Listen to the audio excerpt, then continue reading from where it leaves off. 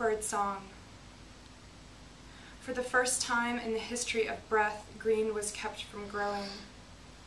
Feet spin on ancient arms, dead ones with chipping bark, others taken at the joint in midst of carved verses.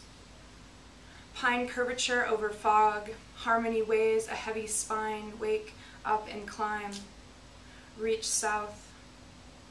Pointed fingers toward the creek leaves appear green even through stone, rustle bound by blooming wings.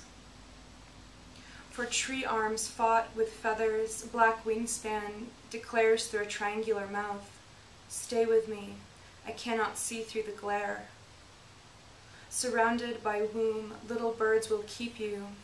Hair falls up as the wind, swallow, curse the reeds. There is substance, floral pattern nested. Drip water, words take over organs. In my tree will always be growing. Sung for eardrums buried under red song for the dive. Carry weight on the skull of my own voices. Vibrate. Pocket shell, solemn barnacle, tumbling stones. Want lightning, want a reverberating ceiling. Put fire to rose.